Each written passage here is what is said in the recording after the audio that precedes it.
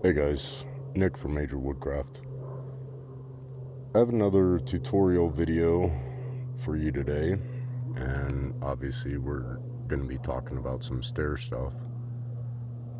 This is a pretty interesting job though, and I am going to give you some basics on stairs, but the tutorial I want to give you today is really not about stairs or even carpentry in general.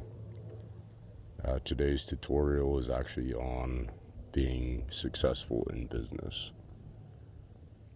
This is a pretty interesting project, and that's why I wanted to take a video and share it with you. And it's a good example of a practice that I've maintained throughout my whole career, and it's made me successful. So obviously I'm zoomed in on the stairs right now, and I'm going to start backing up and kind of give you the introduction as to what is unique about this project. Obviously that railing is a little different. By now you know that it's a cabin.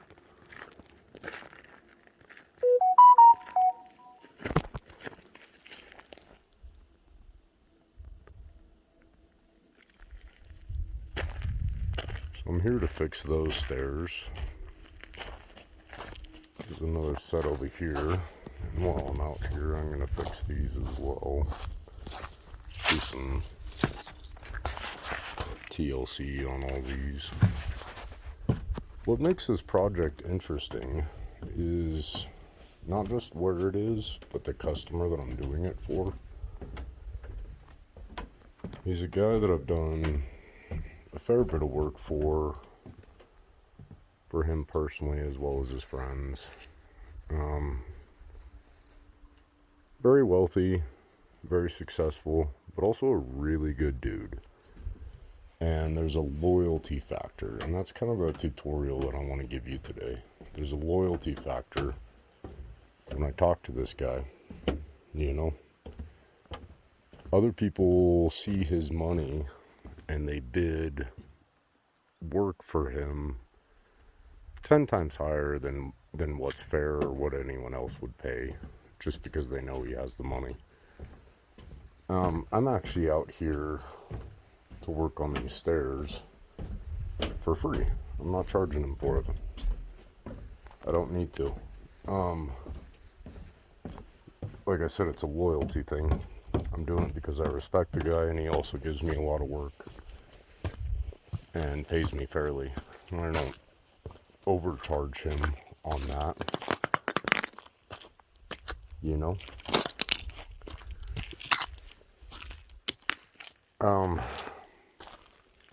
But the work he does give me that I charge for, he pays me fairly, and he pays me on time. So that's kind of the tutorial that I want to give you today. The project is a set of stairs, right? I'm going to do that one as well. I committed to do this set for free. But while I'm out here, I'm going to do that one for free too. He's actually letting me spend the night here, so I've got the whole cabin to myself until I'm done with the work. So here's what I want to emphasize to you guys. I'm going to stop this video. I'm going to stop it at the end of this section and come back to it once I have this stuff torn out. I'm actually going to give you some process tutorials. But the business tutorial part of it, this is a small project, right? It's 3 treads, and it's way out in the boonies. So most guys wouldn't even bother, and if they did, they'd charge quadruple what it's actually worth. Just because it's a pain in the butt to get out here, you know? The business tutorial that I want to share with you, a lot of my videos you hear me saying things like, pay attention to the details, you know, do this extra step because it's better quality. And the argument that I hear against that is it takes too much time, it's not cost effective, things like that. That's the main counter argument to saying be a perfectionist. I say be a perfectionist, and then other guys say, no, just hurry up and get it done. The business tutorial is that if you take your time and you do things correctly and faithfully, you will gain the opportunity to do this kind of work for these kind of people. It's a beautiful cabin. I'm out in the middle of nowhere. Like, it's just me and my truck out here for miles. It's absolutely beautiful out here. That's an honor to me. That's a blessing to me. And it's a blessing that I probably don't deserve, but if I do deserve it, it's because I've been faithful and I've been accurate in all of my work. Even the little things, the things that you look at this and you say it's just a little three stair system. He cares about it though. He has guests out here and he doesn't want them to get hurt. So he does care about it. And the fact that I'm diligent and faithful with that gives him, I've earned his business, in other words. It's a small sacrifice to make. And some guys just cannot pull themselves out of that mentality where I have to make a 10 grand off of every little piece of wood that I touch. And it's just not the case. There's a couple sayings. You'll recognize the first one, the devil's in the details. You're going to recognize that one, obviously. There's another saying that I'm really fond of, and it says, how you do anything is how you do everything. So if you cut corners on something small, like a small set of stairs, if you cut corners on that, I'm going to assume, and probably rightfully so, that you also cut corners on bigger projects. Because who's to say that this small set of stairs doesn't matter? You know, guys with that mentality look at this set of stairs and they say it's small, so it doesn't matter. I can cut corners there. But what is the boundary when it's big enough to matter? Where do you draw that line? And that's what's dangerous about that mentality, is that there's no such thing as a project that's so small that justifies dishonest work. Do your best on everything you do. Even if it's small, do your best. Period. And you may not make as much as you want to make on that project, and you might even be doing it for free. Do your best on everything. And you prove your personality, you prove your business practices, you prove that everything you touch is done right. Even if it's small, even if it doesn't matter. Because the reality is, it's a small improvement on a beautiful property, and I have the privilege of spending the time here just to work on it, you know? There's a lot of guys out there that can build stairs. This customer reached out to me. I don't know that he got other bids. I'm guessing he didn't, but I don't know that for sure. But he reached out to me specifically. Because he trusts me and he respects me and he knows the kind of work that I do. And that's my business tutorial for you guys. Whatever stage you're at, obviously if you're new, there's some obvious lessons in there. But even if you've been established for 20 years and you find yourself cutting corners on smaller jobs or blowing off those customers, you're doing something wrong, dude. And you won't see the immediate consequences of that, but your business, it's like a cancer to business. Your business is going to start to struggle, and maybe it won't happen this year, but 3-4 years down the line, you're looking at your books going, man, we used to make so much margin, what's happening? And it's all those little jobs that maybe you had to go back and warranty, or maybe they left you a 4-star review instead of 5 stars, and it started to affect the caliber of work that you're getting. There's a lot of different variables. But I know one thing for sure is that if you start cutting corners on jobs that you don't think are worth the effort, your business will suffer. You need to be the absolute best at what you do every single time you do it. This is a competitive industry. Carpentry in general is competitive, but especially exterior work, like fences, decks, like landscaping, things like that. There's a million guys in my network that do the same exact work. So how am I possibly able to get these jobs when I'm competing against 50 other companies on any project, you know? And the tutorial here is that my business stands apart. The way that I run my business is better than theirs. To the point where I'm up here, granted I'm up in the mountains at a cabin doing some work, but I also get a little mini vacation. So I consider it a win.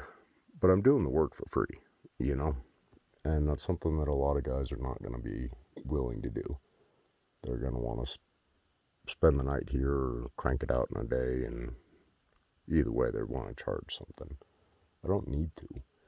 My next project after this is a large project for the same customer, and it was these were not connected projects. I told him I would do this one for free out of respect for him. And the project that he hired me for after this is a separate issue. So there's a loyalty thing there. Obviously, if you're big, it's easy to kind of forget about the little projects, miss the details, focus on the big stuff. And I would encourage you to tighten the reins a little bit. Focus on your roots, the customers, and the type of work that made you successful in the first place. But really focus on those things and invest your time into them, you know, and be faithful with them, even when you're not making money, just to be faithful with those tasks. Now, the obvious one is if you're new, right? If you're new to the trades, or if you've been in the trades but you're new to starting your business, this is where that really comes into play. I would encourage you, I did the same thing when I started, and I've reaped the rewards of it. I would encourage you to live uncomfortably your first couple years in business. Bid your jobs so low that you're breaking even on your bills. That would be my advice. And I'm not saying do it long term, because obviously you can't sustain a business if you do that. But do it for the first year and be faithful in every single project that you touch. And these people are like, holy cow, he's the cheapest contractor out there. You know, I was afraid of the quality just because he was so cheap. But when it's all said and done, the quality is absolutely incredible. And he was also the cheapest by $5,000, you know? And those customers are going to spread your name and your reputation like wildfire. That's how I started my business. That's how I became successful. I sat down one night and I figured out the absolute bare minimum that I would need to make in order to break even on my bills. And that's what I did for my first year in business. And everything that I did, every project that I did, was absolutely perfectionist work, you know? So I earned a reputation as not only being fair on price, but also top-notch work. That's how, you know, it took 8 years to meet the customer that I'm working for now. That didn't come overnight, but that's how I put myself in the position to be doing this kind of work in the first place. So, I think that's about it for the business tutorial. I'm gonna stop the video here. I'll walk back up there and kind of look at the challenge with you guys, and then I'll stop the video and come back to it once I got some material ready to get installed. think about that a little bit, and I hope that sinks into you a little bit.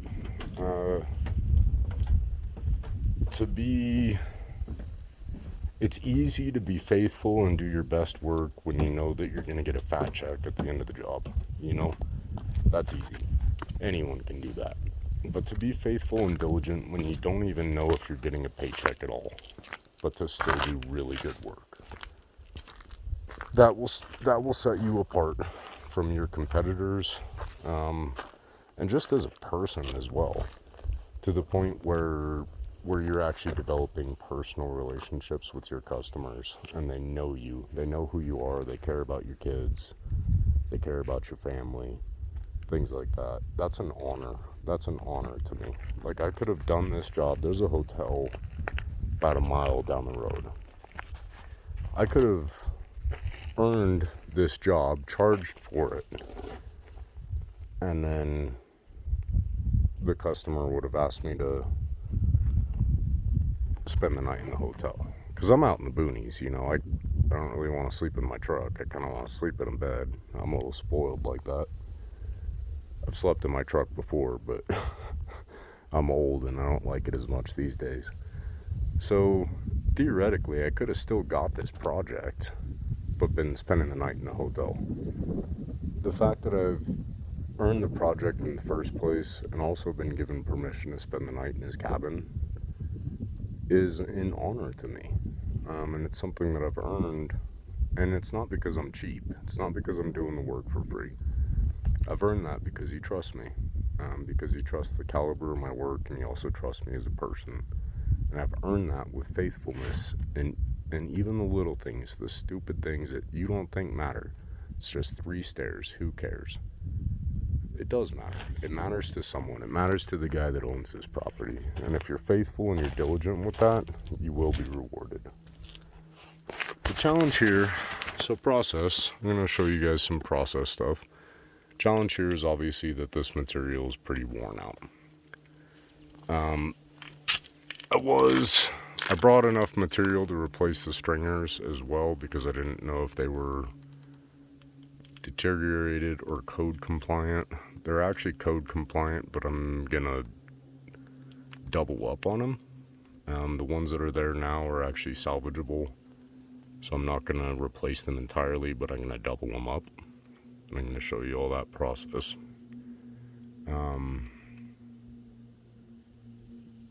I think that covers it. I'm gonna stop it now and talk to you guys soon. Bye. Alright guys, I'm back with process stuff. Before I get into that, I want to finish a thought that I introduced in the first video. I've decided to title this video "The World's Most Expensive Stair System," and it's free, you know, but there's a lesson in there, and that's really what I want to emphasize. This stair system is expensive in the sense that the guy that installed it originally will probably not be doing this kind of work much longer. These stringers are code compliant, but I noticed a lot of just sloppy craftsmanship while I'm out here. I mean, this is, I don't know if you can, yeah, there you go. That's a 10-inch log that's railing, you know. Technically it's code compliant ish. It fails a few different ways actually, but that particular piece is code compliant. It's just shoddy craftsmanship. So the system that I'm doing right now is free. So it's not the world's most expensive system in terms of price to actually do it. But it becomes the world's most expensive stair system when you are the guy that installed a bad product and don't get that kind of work anymore. That's an expensive mistake, and I don't think I could put a dollar amount on it, honestly. That's your livelihood, that's your bread and butter. So it becomes expensive. Small system, remember? from the first part of our tutorial. Small system, but it becomes expensive when you do crappy work. The other part of it, though, is not just the expense of doing it wrong, but the value of doing it correctly. And obviously I have the privilege of being out here to replace it and repair it. So without further ado, couple code things that we're going to look at. I've talked about this in some of my railing videos. The maximum gap that you can have on railing for this elevation is 4 inches. We're at 6 and change right there. Maximum gap you can have between balusters is 4 inches, and we're obviously exceeding that number again over there. This one's a little more dramatic. That's 5.5, 5 3/4, pushing 6. Same thing up there, 5 1/8 looks like. So there's a number of code violations on the railing. These people aren't super concerned about that particular part. They just want to get it safe enough to actually walk up and down without falling into a hole. But shame on the guy that built this in the first place. You know, I'm gonna make it usable, but there's a lot of work in there, and it's sad that it was done in a way that's incorrect and doesn't meet code. That becomes an expensive mistake. I think that's about it for the business side of things. Let's get into some tutorial. Their stringers actually do meet code, barely, but they are code compliant. So I'm not gonna, and I'm not really in that bad a shape. There's some weathering and some splitting, but I'm gonna actually keep those original stringers, and I'm gonna double or triple them up, just depending on how much material I have. I'm just gonna reinforce them. I'm not gonna replace them completely. Back to the shoddy workmanship. This is just toenailed in here. That's how these are fastened. I've seen a lot of guys do that. That's a pretty... I'm not a fan. There are Simpson ties designed for this application. That's the correct way to do it. I didn't bring those because I didn't anticipate needing them. So what I'm going to do instead of that is just some angle iron in there. It's not a Simpson tie per se, but it accomplishes the same idea. What you're worried about there, this toenail is sucking the material down, but it's not really resisting it pulling out. And that's the main concern, is pulling out and away from that ledger. That's the main concern there. So just shoddy workmanship overall.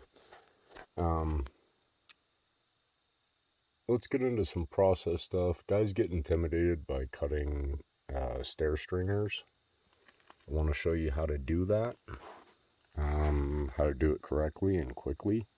Please do not go to Home Depot and buy pre-manufactured stair treads. They will be wrong. They will never be correct or code compliant, so please just don't do it. It's easy to cut your own treads. It takes a couple of tools and about 5 minutes. So that's what I want to show you today. Step number 1 is to get a level, not just a straight edge, but you actually do need a level, and you need to clamp it to your ledger or your rim joist, whatever you're intending to run your stairs off of. You need to clamp a level to that. I'm a little out of level there. I'll throw a shim in it and get my measurement, but you can see my bubble. I'm a hair low, but you get the idea. So here's why that's important.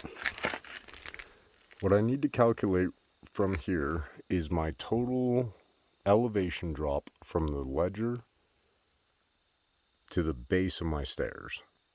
And if I just clamp a straight edge in there, but it's not level, the reading that I get at the end is going to be off.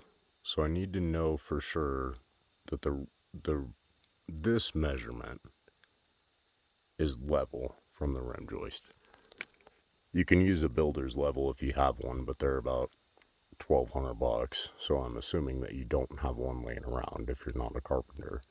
So if you're trying to cut a system of stairs and you have $40 for a level and a clamp, this is the way to do it.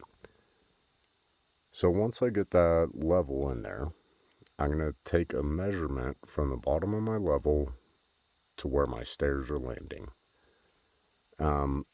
Keep in mind where you're pulling that measurement from. I have my level clamped onto the rim joist itself, right? I'm not clamped on top of the decking material, and I'll show you why that's important. So I'm going to get a measurement here. I see 22.25-ish.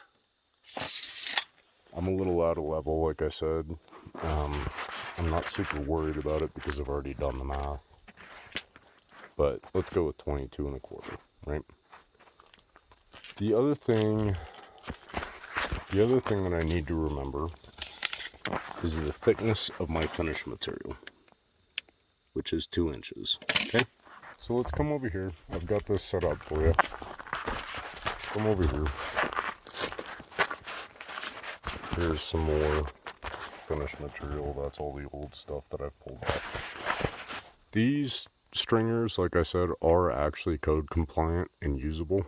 So I've actually just traced them onto new material, and I'm going to double them up. But hypothetically, let's say I didn't have a stair system there, or the stair system that I had there was not code compliant. When I talk about code compliance with stairs, here's what we're looking for. Sorry, I'm still learning this video thing.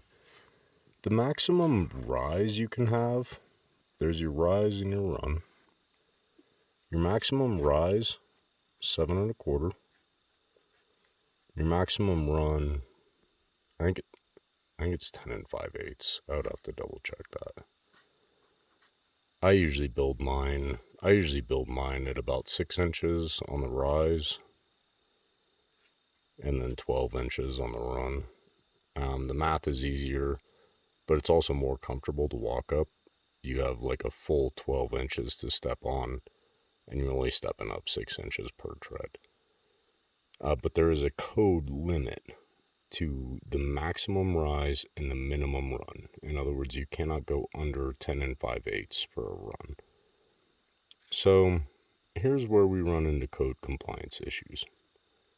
Let's say you buy one of those prefabricated systems from Home Depot, right? And you get down here and you're 7.25, 7.25, 7.25, and then your ground is right here,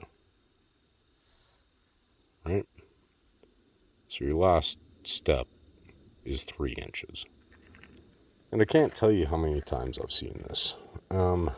There's another code criteria, which is that there's no more than 3/8 of an inch variance.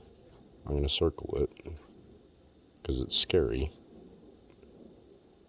It's scary if you don't know how to build treads. 3/8 of an inch variance from the shortest tread to the tallest tread. So not one tread to the other. That's from the whole system. What is your shortest tread and your tallest tread? And you have a maximum variation of 3/8 of an inch. So 7.25, 7.25, 7.25, 3 inches. You are out of code by 2 5/8 of an inch. 2.5 inches, actually. That's where you run into code issues. This particular set of stringers is actually cut correctly into code, but let me show you how to do the math. We have our top level, and we put a level up here and measured this distance, correct? And we came up with 22.25. Okay? And then I also told you to measure your finished material height, which is 2 inches. Let me show you how to do the math and then show you how to make this cut. I happen to have a second phone. Pulled up my calculator. I have Android. I like TMC. It's Tape Measure Calculator. It's a pretty cool app. It's free, but you can do inches and fractions with it. So let's type in 22.25 inches, right? Plus, pay attention, the math is simple, but you have to remember the order. Plus 2 inches. I'll explain why that's important later on. But we're taking our total height, which is 22.25, plus the thickness of our finished material. So we have 22.25, 22.25, plus 2 inches, the thickness of our finished material, equals 24.25, divided by the number of rises we have, not the number of treads. We only have 3 treads, but we have 4 rises, divided by 4. 1 from the ground, 2, 3, 4 to the top of the deck. So we have 24.25 divided by 4 is 6 and some weird fraction. So let's put it into this XY button. That's why I like this. There you go. I don't know how to get it back into decimals. That's what I like about the TMC calculator, though, is that it turns that weird decimal into a fraction that I can pull on my tape measure. So our height is what we've calculated is 6 1/16. Here's where that 2 inches comes back into play. Let's say I cut my stringers with 6 1/16 drop, 6 1/16 drop, right, times 4, okay? But now I'm going to install my finished material on top of it.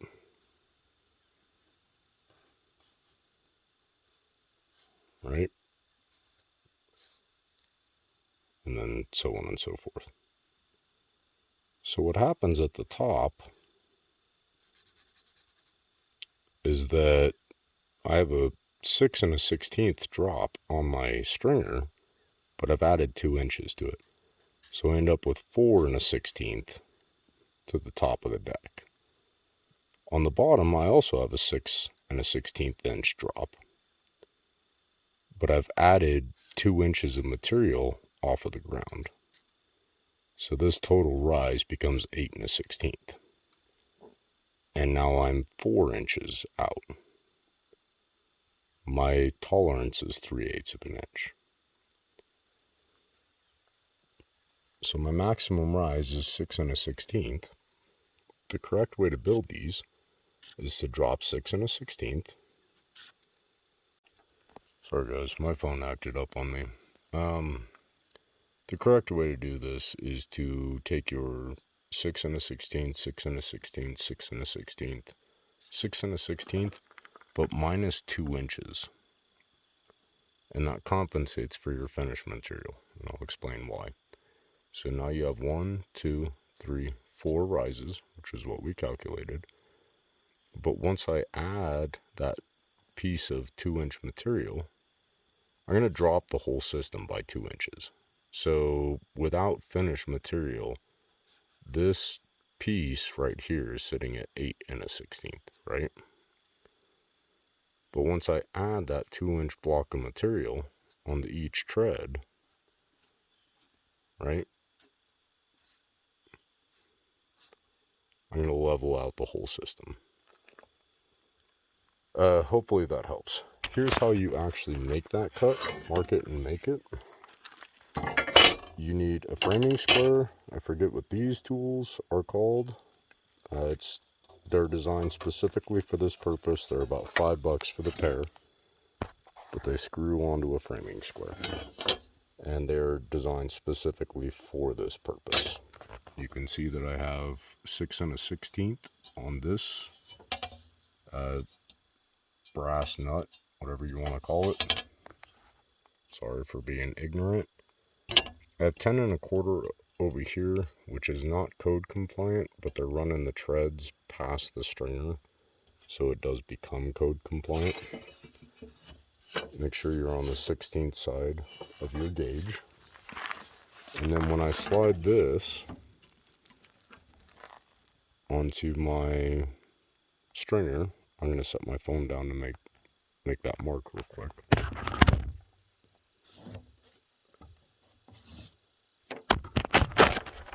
So you can see that I've marked that out with a Sharpie, right? That's my rise and the run that I've calculated. Let me drop in the old stringer just to see if that actually matches what they've got, because by my math, it should.